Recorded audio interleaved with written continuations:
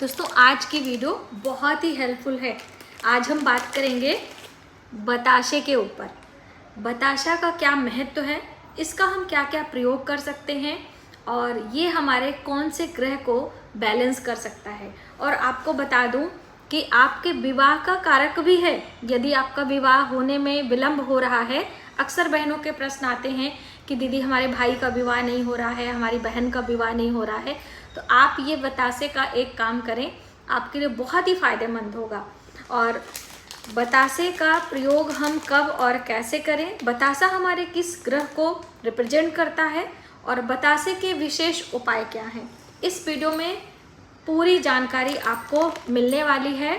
आप ध्यान से देख लीजिए। ये छोटे वाले बताशे हैं और ये चीनी और पानी से मिलाकर बनाए जाते हैं और ये देवी देवताओं के पूजा में बहुत ही महत्वपूर्ण होते हैं।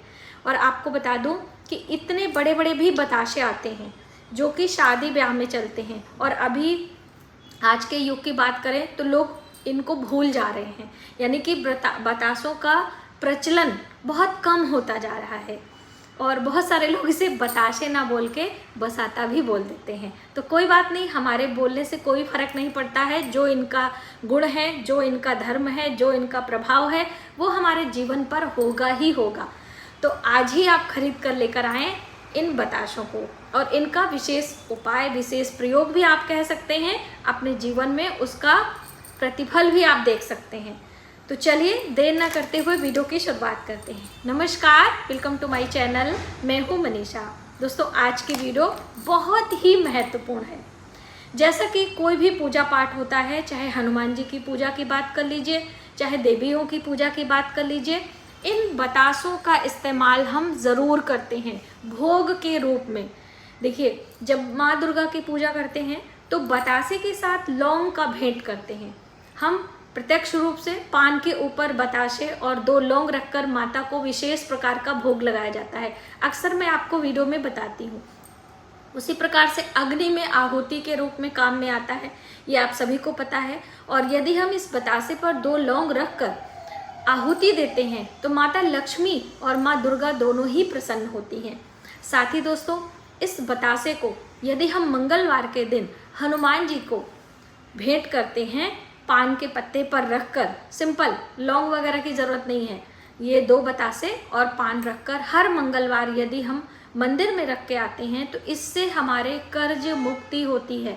यानी कि आपके ऊपर कर्ज हो गया है, आजकल तो सभी ज़्यादातर कर्ज ले लेते हैं लोन वगैरह में। हर चीज़ें जितने आपके घर पे दिखेंगी वो सारी कर्जे की ही होती हैं और फिर उन्हें चुकाने में उन्हें बहुत सारी मशक्क़त करनी पड़ती है।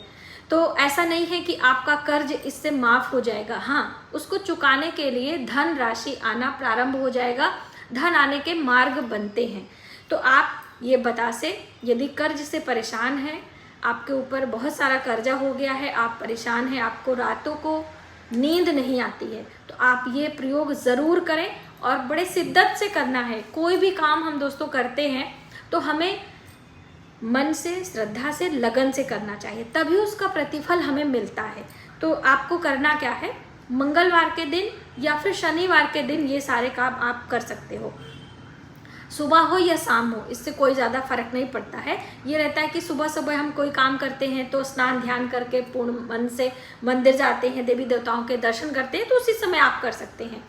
मंगलवार को आप बताशे लीजिए, 2 बतासे हनुमान जी के चरणों में रख कर आएँ और 1 फूल, और अपने कर्ज मुक्ति के लिए प्रार्थना करके आएँ। ये नियम आप बना लीजिए।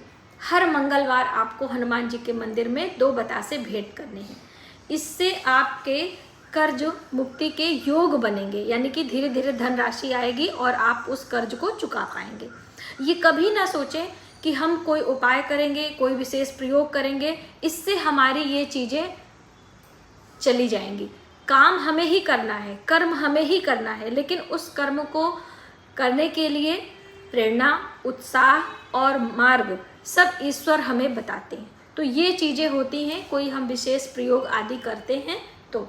दूसरी अहम बात, इस बताशे को शुक्र ग्रह से जोड़कर देखा जाता है। शुक्र माता लक्ष्मी से संबंध रखता है, और जब विवाह होने में विलंब होता है, स्पेशली पुरुषों का, तो कहीं ना कहीं शुक्र दोष माना जाता है, यानी कि शुक्र कहीं ना कहीं कमज़ोर है, इस वजह से आपके विलंब हो रहा है शादी में। स्त्रियों के लिए गुरु ग्रह बृहस्पति देखा जाता है, पुरुषों के लिए स्पेशली मंगल और शुक्र देखा जाता है। तो हम बात करें इसके गुण की, तो ये है मिठास लिए हुए, यानी कि मंगल को रिप्रेजेंट करता है और देखने में सफ़ेद रंग है, तो इसे शुक्र से जोड़ा जाता है। माता को प्रिय भी है। तो हर शुक्रवार को यदि आप बताशे देवी के मंदिर में चढ़ाते हैं, कोई भी देवी हो, माता दुर्गा का मंदिर हो, माता सरस्वती का हो, माँ लक्ष्मी का हो, ये आप भेंट करें। ऐसे ही भोग के रूप में आपको भेंट करना है। शुक्रवार के दिन से ये कार्य करना प्रारंभ करें तो आपके विवाह होने के योग बनते हैं।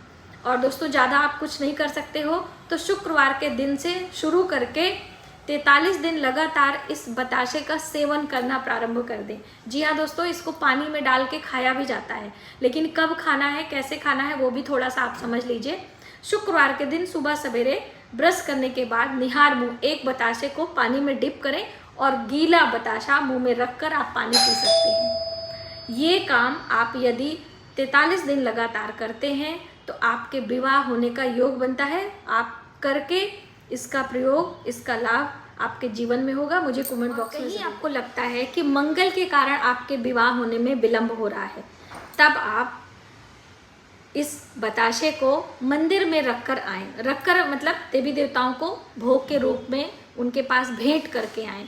ये मीठा होता है, यानी मिठास लिए होता है। और जब हम कहीं मिठास का दान करते हैं तो वो मंगल का विशेष प्रयोग किया जाता है। तो आप शुक्र की वजह से आपके विवाह में विलंब हो रहा है तो आप इसका सेवन करें या फिर देवी के मंदिर में भेंट करके आएँ। हम बात करें कि मंगल की वजह से, तो आप हनुमान जी के या किसी भी शिव जी के मंदिर में बताशे का दान करें।